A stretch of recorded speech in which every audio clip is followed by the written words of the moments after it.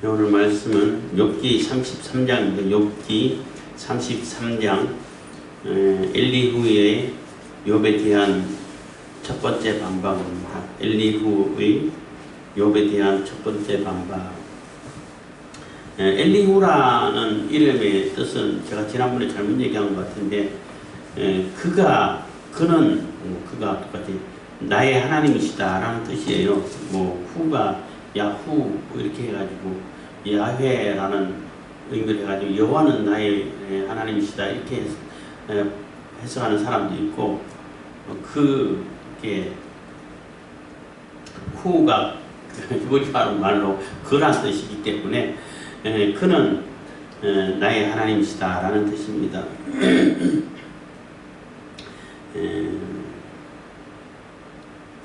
33장은 엘리후가 욥에 대해서 본격적으로 욥에 대해서 반박을 하는 그러한 내용인데, 욥의 세 친구들이 더 이상 반박을 못 하잖아요. 왜냐하면 욥의 세 친구들의 논리는 너무나 단순하고 한 가지 논리로 계속 고집하고 있고, 거기에 대해서 욥이 제시하고 있는 그러한 의문에 대해서 답도 못하고 논리적 근거가 너무나 빈약하고 하기 때문에 더 이상 할 말이 없어요. 욥이 오히려 더 많은 것을 이렇게 반박을 하고 그렇지 않다, 욥의 세 친구들이 논리가 맞지 않다는 것을 논리적으로 제시를 하고 해도 답변을 못해. 그래서 엘리후가 보다가 계속 듣고 있었는데, 젊었지만은 듣다 보니까 아니 그게 왜 대답을 못하고 답변을 못해, 이렇게 해서 답답해서 엘리후가 나서서 답변을 하고 있는데, 엘리후의 답변은 조금 이렇게 욥이라든지 욥 세 친구들보다도 조금 더 이렇게 폭넓게 하나님의 섭리를 이렇게 인정하는 그러한 시각을 이렇게 나타내고 있는 것이고, 물론 그렇다고 해가지고 완벽하게 하나님의 섭리를 다 이렇게 설명하지는 못해요. 엘리후도 사람이다 보니까. 그래서 엘리후도 인과응보라든지 상선보락이라든지 이런 도시적인 그러한 내용을 어느 정도 기본으로 깔고 있지만은, 그래도 엘리후의 주장은 하나님께서 고통을 주는 것은 네 죄를 깨닫게 하기 위해서 한 방편, 깨닫게 하는 방편으로 줄 때도 있다. 그러니까 욥의 세 친구들은 욥이 죄의 결과로, 죄의 벌로 네가 이런 재앙을 받고 고난을 당하는 것이다 이렇게 주장을 했지만은, 엘리후는 아니 네가 알지 못하는 죄도 있을 수 있지 않냐, 그것을 깨닫게 하고 너를 단련시키기 위해 가지고 고통을 줄 수도 있다 라는 정도의 조금 한 단계 더 들어가는 성숙된 그러한 논리를 이렇게 펴고 있는 거죠. 그래서 내가 이렇게 얘기를 할 테니까 네가 반박하려면은 얼마든지 반박하세요, 이렇게 여유를 두고, 또 엘리후는 대화를 하는 부분은 굉장히 예의 바른 것 같아요. 예의 바르고 또 상대편에 대해서도 얼마든지 반박할 수 있도록 이렇게 제시도 해주고 합니다만은, 어쨌든 엘리후가 욥에 대해서 반박을 하고 엘리후도 욥에 대해서 오해를 하는 것이, 욥은 자기가 하나님보다 더 의롭다고 얘기한 적은 한 번도 없어요. 한 번도 없고, 이 고난이 왜 왔는지 도무지 모르겠다. 근데 친구들이 계속 너는 극악무도한 죄를 지었기 때문에 이런 재앙을 당하고 이런 고난을 당할 수밖에 없고, 네가 당하는 것은 네가 진 죄에 비해서 너무나 가벼운 거야, 이렇게 억지를 부리니까, 그렇지 않다, 난 너희들이 얘기하는 그런 죄에 빠지지는 않았다, 하나님 앞에 누가 깨끗한 자가 있겠나마는 그래도 너희들이 주장하는 그런 죄에 대해서는 결백하다, 나는 그래도 순전하게 하나님 중심으로 살아온 것이 사실이다. 그래서 너희들 논리대로라면은 난 너무나 부당하고 억울해, 하나님이 뭔가를 착각하신 거 아니야, 너희들의 논리대로라면은, 이렇게 전제를 했단 말이에요. 비사를 들어서 얘기한다는 얘기는 너희들이 주장하는 그 내용을 따라서 얘기한다면은, 어떤 개혁 개정판에는 풍자를 들어 이렇게 번역을 했는데, 그래서 그 사람들의 논리에 대로를 하면은 지금 내가 당하는 고난이 부당한 거야 라고 얘기를 했지만은 하나님 내가 하나님보다 더 의로워 이렇게 얘기하지는 않았단 말이에요. 근데 그 엘리후가 듣고 있는 입장에서 보면은 저에게는 결국은 하나님을 원망할 수밖에 없고 하나님이 부당하고 하나님보다 자기가 더 의롭다 이기는 것이다 라고 이렇게 오해를 하고 오해를 하게 됐기 때문에 이렇게 분노를 하고 발끈해가지고 욥에 대해서 이렇게 반박을 하고 이렇게 논리를 펴고 있는 것입니다. 33절입니다. 그런즉 욥이여 내 말을 들으며 나의 모든 말에 귀를 기울이기를 원하노라. 그래서 내 얘기를 좀 들어봐. 응? 내 얘기를 자세히 좀 듣고 귀를 기울여서 듣고 그리고 반박할 수 있으면 한번 반박해봐 하는 얘기를 하는 거예요. 지금 엘리후는 막 이게 그 마음이 막 급하다고 볼 수밖에 없는 거죠. 막 하고자 하는 얘기가 이만큼 쌓여 있어. 그래서 내 얘기를 좀 자세히 들어보고 귀를 기울여 하는 얘기를 하고 있습니다. 2절 내가 입을 여니 내 혀가 입에서 통하는구나. 그래서 입을 여니까 입에서 그냥 내가 뭐 의도하지 않은데도 아예 자동으로 말이 줄줄 나온다는 거예요. 그만큼 내가 내게 하고자 하는 얘기가 쌓여있다는 거죠. 지금까지 쭉 논리를 듣고 해도 아무리 그렇다 해도 하나님을 그렇게 원망하고 그래서는 되냐 그렇게 했으냐. 하나님 앞에 우리는 다 피조물밖에 안 되는데 그렇기 때문에 이 반박하는데 그냥 뭐 깊이 생각을 해야 된다든지 뭐가 잘못된 것인지 굳이 뭐 세밀하게 찾아야 된다든지 이렇게 안 해도 그냥 뭐 입이 알아서 줄줄줄 말이 그냥 술술술 나오는 것처럼 뭐 이렇게 누의 입에서 뭐 줄이 줄줄 나오는 것처럼 술술술 나온다는 거예요. 그냥 자동으로 그냥 내 혀가 입에서 막 움직여가지고 말을 한다는 거예요. 그만큼 이렇게 그 욥에 대해서 반박하고자 하는 그러한 마음이 급하다는 겁니다. 3절 내 말이 내 마음의 정직함을 나타내고 내 입술이 아는 바를 진실히 말하리라. 그래서 내 말은 나는 내 마음의 정직함을 따라가지고 내 입술에 아는 바 내가 갖고 있는 지식을 총동원해서 그래서 이렇게 다 진실하게 어디에서 치우치지 않게 뭐 친구들 입장이라든지 뭐 욥의 입장에 서가지고 그렇게 하지 않고 객관적으로 제3자 입장에서 진실하게 그대로 이렇게 진술하겠다 하고 이렇게 얘기를 하고 있는 것입니다. 그래서 내 말이 내 마음의 정직함을 나타내고 내 입술이 아는 바를 진실히 말하리라. 4절 하나님의 신이 나를 지으셨고 전능자의 기운이 나를 살리시느니라. 그래서 하나님의 신이 나를 지으셨고 나도 하나님께서 나를 지으셨다. 우리는 다 하나님께 지음받은 창조물이다 라는 것이죠.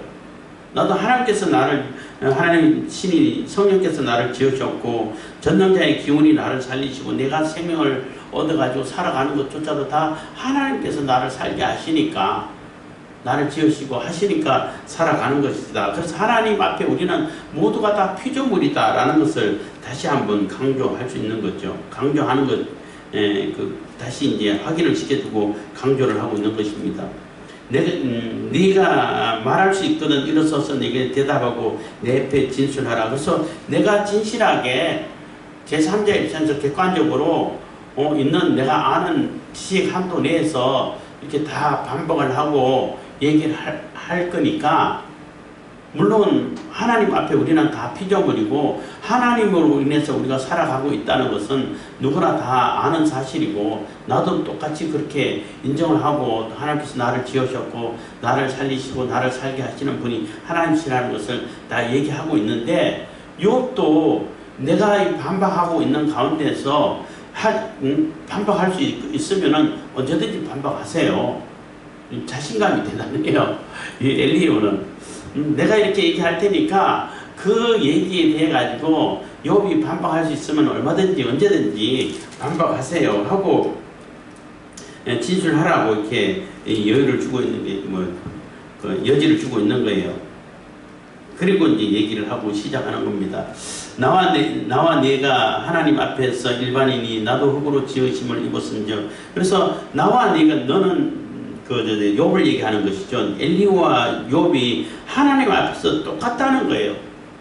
누가 더 뭐 뛰어나고 덜 뛰어나고 이러지 않고 다 하나님 앞에 지음을 받은, 흙으로 지음을 받은 창조물이라는 거죠. 피조물이라는 거예요. 하나님께서 지으신, 하나님 앞에 지음을 받은 피조물이라는 겁니다.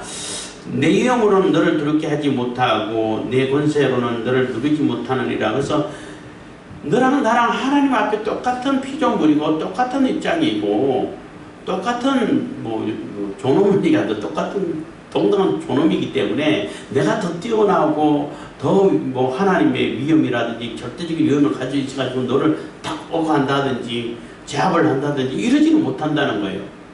오히려 나이가 적고 어리고 욥이 더 사회적으로 더 명망이 있었고 하기 때문에 욥이 엘리후를 또 제압하면 어느 정도 제압될지는 모르겠죠. 젊었고 또 어른이고 또 사회적인 그런 영향력도 더 욥이 컸고 지금은 아무도 이렇게 돌아보지 않는 완전히 투명인간 취급을 받지만은 과거 같았으면은. 그런데 엘리후가 그래서 내 위험으로는 나로서는 너를 두렵게 한다든지 내 권세가 있어서 너를 탁 억압을 하고 제압을 해가지고 이렇게 내가 말하면 들어 이렇게 위협적으로 할 수 있는 그런 처지는 못 된다는 거예요. 굉장히 겸손하기도 하죠. 그래서 너랑 나랑은 똑같은 하나님의 피조물이고 같은 존엄이야.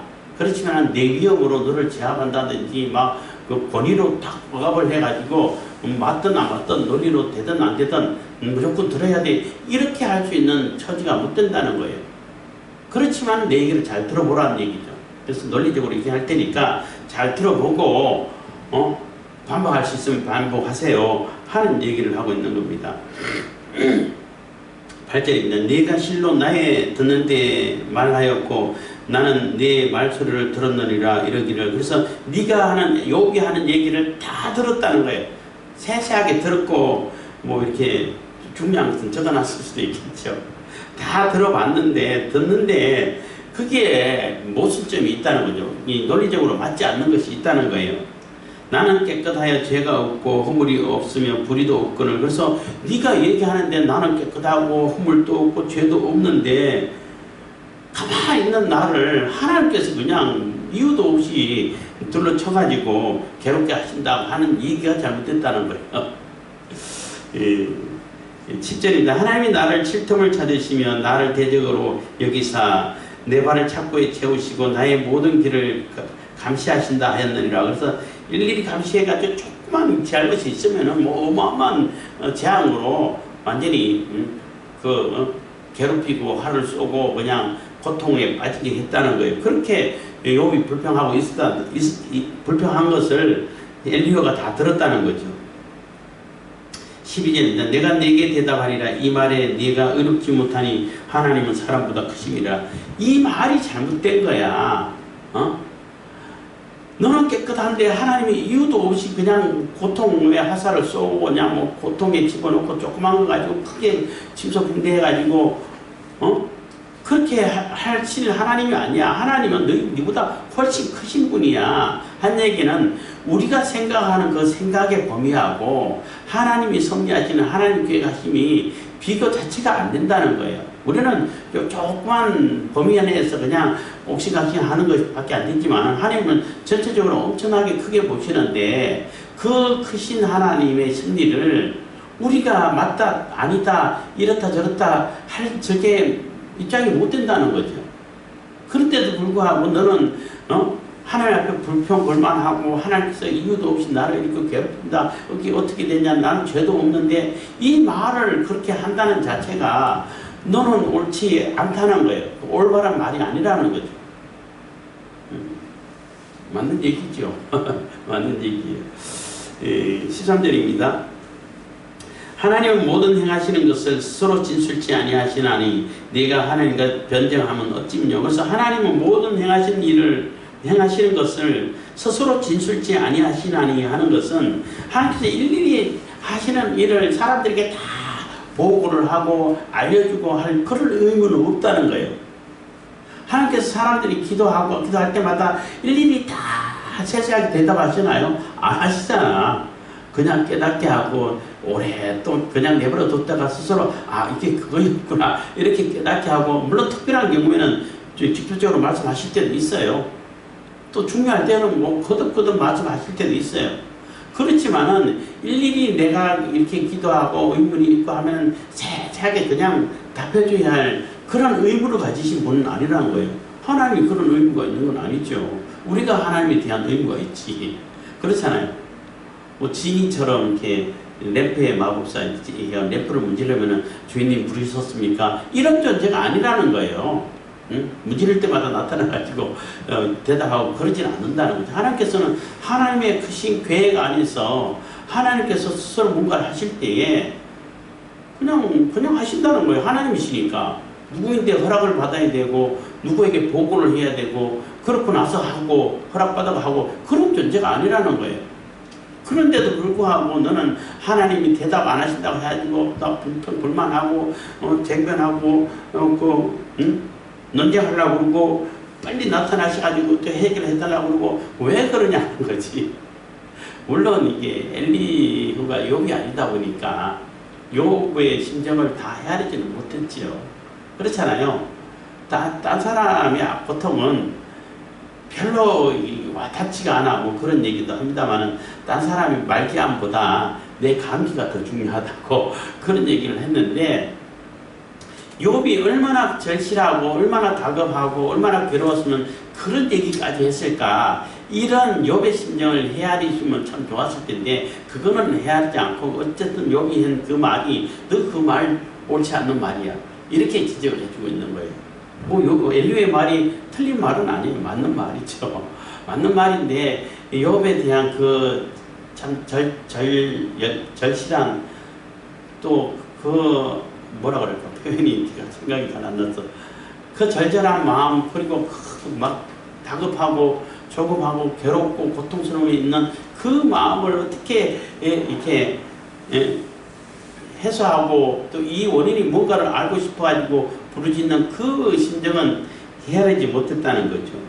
그런 입장에서 보면은 좀 이해를 할 수 있었을 텐데 어쨌든 그래서 하나님은 모든 행하시는 것은 스스로 진술지 아니하나니, 그러니까 우리에게 다 이렇게 답변해야 할 의무가 없다는 겁니다. 내가 하나님과 변정하면 어찌미뇨. 14절 사람은 무관히 여겨도 하나님은 한 번 말씀하시고 다시 말씀하시되, 그래서 사람은 또 반대로 관심을 가지지 않아. 하나님께서 뭔가를 하시려고 계획하셔가지고 실행을 하시는데 또 알려주신단 말이에요.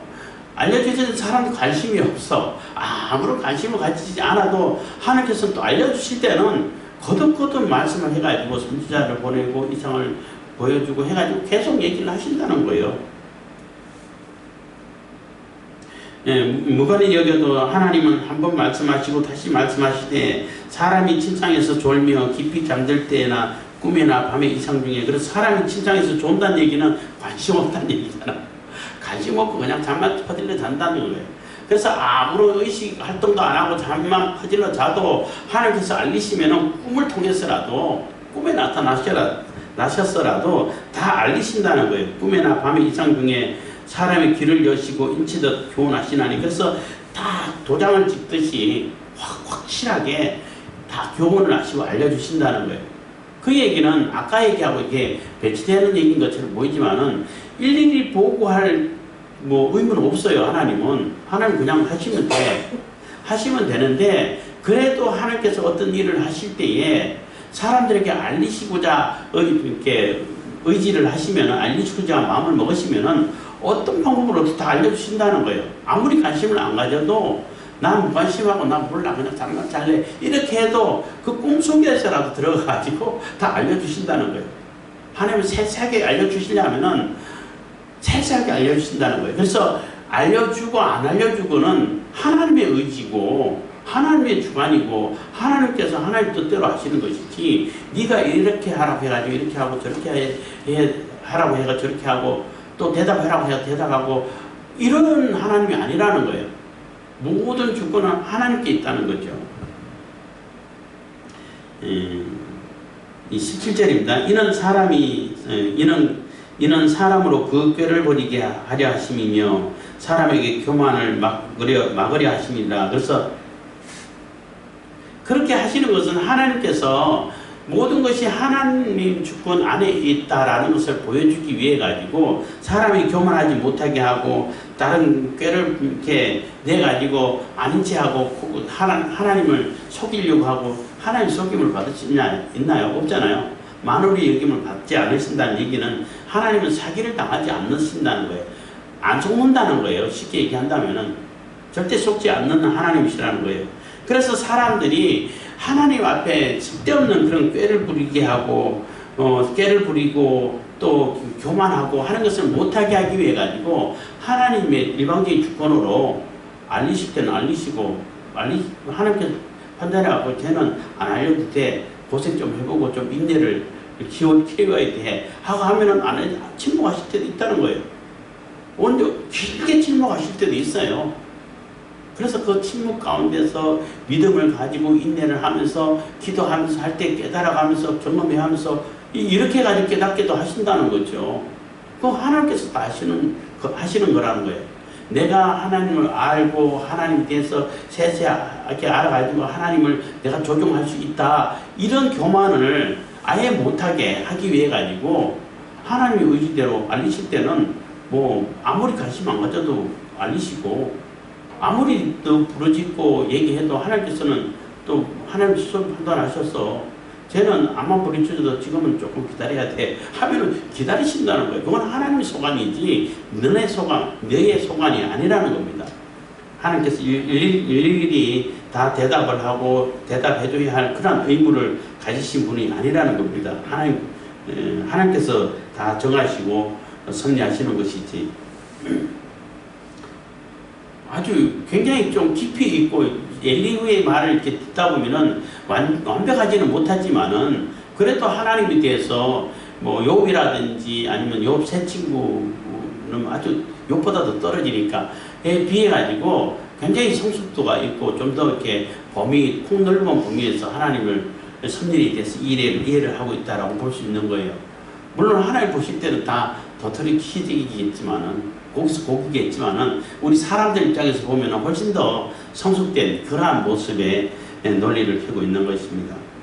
18절입니다. 그는 사람의 혼으로 구덩이에 빠지지 않게 하시며 그 생명으로 칼에 멸망치 않게 하시느니라. 그래서 그렇게 행하시는 것은 하나님께서는 그 사람의 영혼이 혼이라고 했는데 영혼이라고 했대요. 영혼이 구덩이에 빠지고 멸망에 빠지지 않게끔 하기 위해 가지고 알려주시기도 하고 무관심해도 꿈에 나타나가지고 이상으로 보여주시기도 하고 어쨌든 살리려고 사람들에게 생명을 주시려고 하시는 것이 하나님의 뜻이라는 거예요. 그리고 침묵하시는 것도 마찬가지예요. 침묵해가지고 그 사람이 성숙되고 또 연단을 받아가지고 인내를 기르고 또 믿음을 더 크게 만들고 그렇게 하기 위해 가지고 침묵하실 때도 있다는 거죠. 어쨌든 하나님의 목적은 그 하나님의 백성, 하나님 자녀들을 이 생명으로 이어가게 하기 위해서 구덩이에 빠지지 않고 멸망으로 빠지지 않게 하기 위해 가지고 생명으로 이끌어가기 위해 가지고 하나님께서 섭리를 하신다는 거예요. 물론 하나님께서 강제로 다 생명을 주시려면 다 주실 수 있죠. 그렇지만 그렇게 하지는 않고 그렇게 알려주시고 가르쳐주시고 보여주시고 깨우쳐주시고 해도 나 싫다고 그러면은 내버려 두셔요. 버려두신다고. 지가 굳이 싫다고 하는데 아무리 얘기를 하고 설명해줘도 안 받아들이는데 지옥 가겠다는데 그럼 가. 버려두신다는 거예요. 그렇지만은 애통함을 가지고 하나님 앞에 엎드리고 겸손함으로 다가오고 하나님 말씀에 순종하고 인내함으로 믿음을 버리지 않고 가지고 있고 그런 사람은 결국은 하나님께서는 생명으로 이끄신다는 거예요. 그래서 생명으로 이끄시기 위해 가지고는 대답하실 때도 있고 침묵하실 때도 있고 기다리실 때도 있고 또 우리가 예상하지도 못했던 그런 고난을 주실 때도 있고 다 하나님께서 큰 계획, 그 큰 계획 안에서 다 이루어 가신다는 거예요. 19절입니다. 혹시는 사람의 병상의 고통과 뼈가 늘 수심의 징계를 받나니. 그래서 또 어떤 때는 막 어마어마한 고통, 병으로 고통을 당할 수도 있다는 거예요. 지금 욥이 그런 상태잖아요. 욥이 지금 온 몸이 쑤시고 고통 속에 있고 뭐 이게 피부가 터지고 이런 상황이잖아요. 그래서 혹시는 사람이 병상의 고통과 뼈가 늘 수심의 징계를 받나니. 그래서 징계를 받는데 이 징계가 죄의 결과를 죄를 지었기 때문에 받는 징계일 수도 있겠지만, 물론 그럴 때도 징계 받을 수도 있지만은 죄를 깨닫게끔 하기 위해 가지고 징계를 주실 수도 있다는 거예요. 그건 하나님께서 정하시는 것이지 우리가 단정해서 뭐 어떻게 얘기할 수 있는 것은 아니라는 거죠. 그의 마음은 신군을 싫어하고 그의 혼은 별일을 싫어하며, 그래서 너무나 아파가지고 먹는 것도 다 싫어하고 입맛도 다 잃어버렸다는 거죠. 그의 살은 파리하여 보이지 아니하고 보이지 않던 뼈가 드러나서 피골이 상접해가지고 뼈만 앙상하고, 지금 욥이 그런 상태예요. 그의 혼이 구덩이에 그의 생명이 멸망하는 자에게 가까워지느니라. 그래서 완전히 구덩이에 빠지고 멸망하는 자처럼 보여가지고 멸망으로 가는, 그렇게 보일 수도 있다는 거예요. 하나님께서 그렇게 징계를 하고 그렇게 뭐 연단을 하실 수도 있다는 거죠. 욥이 지금 그런 상태니까 하나님께서 뭔가 하시고자 하는 일이 있으시기 때문에 그런 연단에 빠지게 하실 수도 있다는 거죠. 뭐 얘기를 하니까, 제가 이제 아플 때 그 시골에 내려가서 바닷가에 가가지고 돌에 앉아가지고 기도할 때 갑자기 자주 부르지도 않던 이렇게 찬송이 놀라운 사랑이 내게 입에 있네. 그 부분만 이렇게 생생하게 이렇게 떠올라지고 생생하게 들려서, 그때 갑자기 생각할 때 이게 하나님의 사랑이었어. 그래서 제가 답변으로, 하나님 참 사랑도, 하나님 사랑 한번 되게 요란하게 하시네요. 이렇게 웃으면서 얘기를 하고 뭐 기도한 적이 있는데, 그러면서 하나님께서 뭔가를 하시고자 하는 일이 있었던가 보다, 이런 깨달음과 그런 마음을 주셨어요. 그래서 처음부터 별로 뭐 걱정한다든지 뭐 고민한다든지 그러지는 않았어. 이렇게 하든 나 죽겠구나 이런 걱정거리는 하나도 안 됐어. 죽으면 하나님께서 알아서 책임지시겠지. 근데 분명히 뭔가 하실 일이 있었는가 보다. 뭔지는 모르겠지만은 이렇게 해가지고 지났는데, 과정이 좀 길다 보니까 좀 힘들기도 했지만은 주변 사람들도 물론 힘들었겠지만은, 하여튼 하나님께서는 뭔가를 크게 하시기 위해 가지고 막 사망의 엄청난 골짜기로도 이끌어 가신다는 거예요.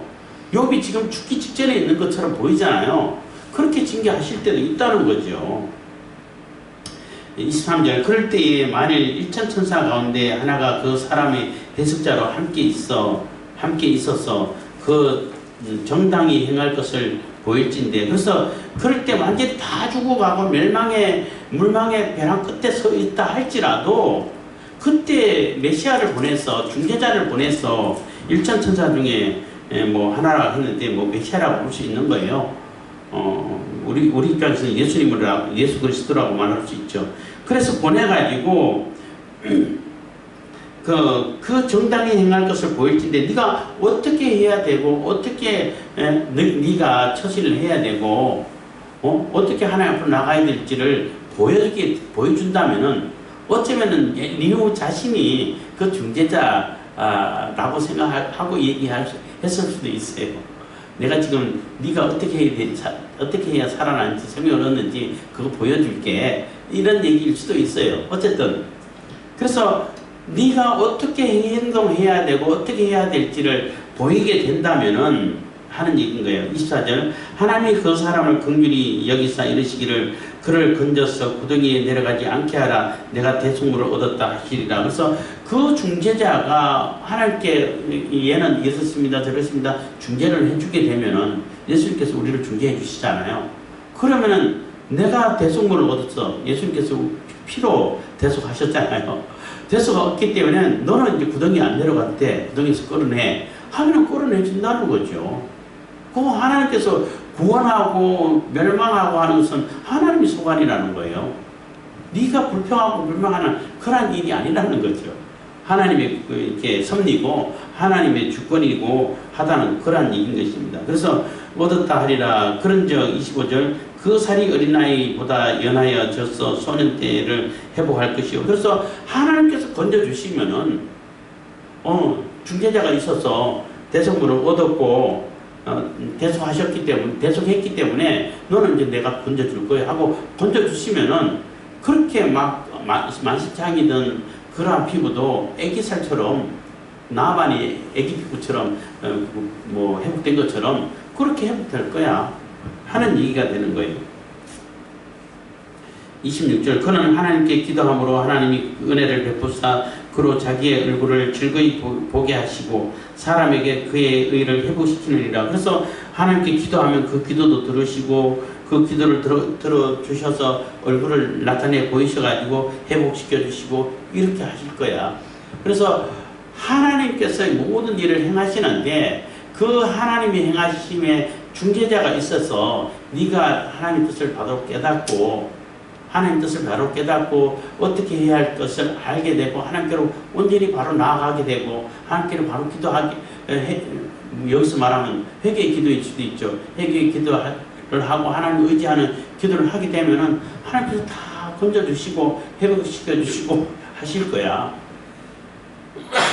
이 얘기는 욥의 세 친구들도 그런 얘기를 했잖아요. 네가 빨리 회개를 해. 네 극악무도한 죄를 빨리 해하고 거기서 죄에서 돌이켜서 회복시키시면은 이 시작은 미약했지만 네 나중은 창대할 거야. 이렇게 얘기했잖아요. 그 얘기하고 좀 다른 것은 욥의 세 친구들은 욥이 죄를 지었다라고 이게 인정을 하고 아예 단정 지어놓고 극악무도하고 하나님의 진노를 바랄 수밖에 없는 그 죄를 빨리 회개한 얘기인 것이고 엘리후는 하나님의 계획 아래서 네가 알지 못하는 죄가 있는지 깨닫게 하기 위해 가지고 이런 뭐 고난을 주고 징계를 했는데 그 징계에 깨닫고 응답하고 또 중재자가 제대로 깨닫게 해가지고 알게 해가지고 하나님께로 돌이켜서 돌아오게 할 수 있으면은 하나님께서는 다시 언제든지 건져주셔 하는 얘기인 거예요.